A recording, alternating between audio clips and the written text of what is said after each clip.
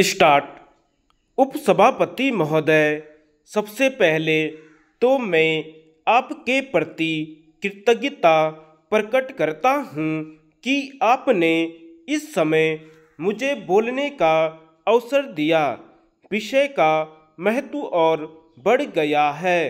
अभी एक साल पहले देश के 9 राज्यों में सूखे का प्रभाव रहा और 3-4 राज्य पूरी तरह से बाढ़ से ग्रसित रहे।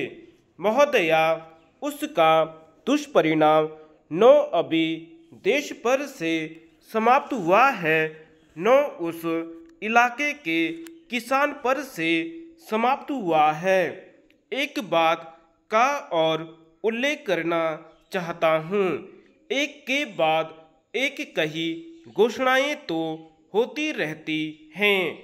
जैसे अभी मंत्री महोदय ने यह घोषणा कर दी कीमतों की वृद्धि की। मैं वह चार्ट बैठे बैठे पढ़ रहा था। मेरी एक बात समझ में नहीं आई कि भारत की कृषि में झूठ व पटसन का कोई स्थान है या नहीं है। एक पैसे की वृद्धि का इसमें उल्लेख नहीं है। लेकिन अब तक देश के अंदर कई बार बीमा की चर्चा हो गई है।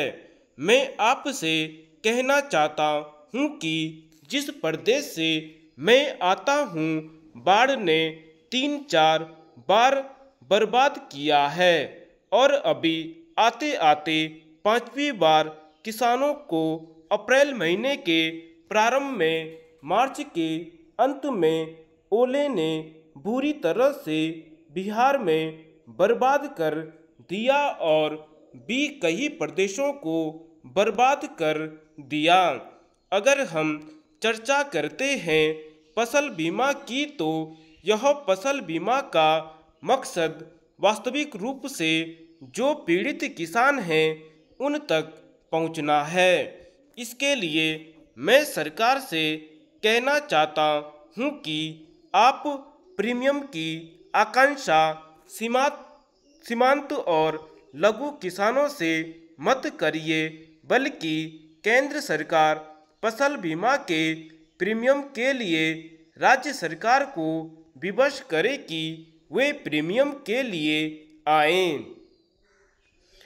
महोदया, देश का जो किसान है 80% किसान सीमांत और लघु किसान हैं और मात्र 20% ऐसे किसान हैं जो लघु सीमांत से कुछ ऊपर होंगे। और खेती लायक देश के अंदर जितनी जमीन है, यह इन 80% सीमांत और लघु किसानों के हाथों में है।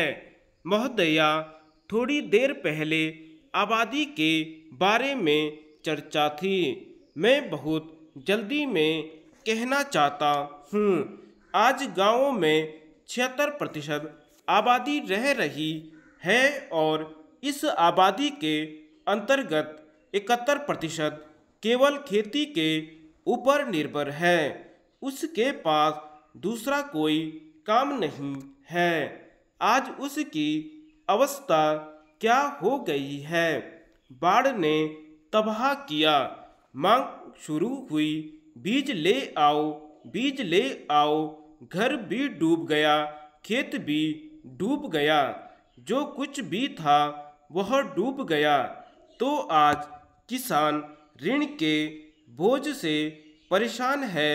सचमुच में अगर आप किसानों को आगे बढ़ाना चाहते हैं तो मैं निवेदन करूंगा कि आप इस पर विचार करें। और मैं कहना चाहता हूं कि चंडीगढ़ के अंदर छत पर खड़े होकर मान्यवर देवीलाल जी किसानों के ऋण की माफ़ी की घोषणा कर सकते हैं, तो दिल्ली दरबार में बैठे हुए भजन लाल जी उससे क्यों भाग रहे हैं? वह किसानों के ऋण की माफ़ी की घोषणा क्यों नहीं करते? मैं कहता हूँ देवीलाल जी ने कैसे किया। धन्यवाद।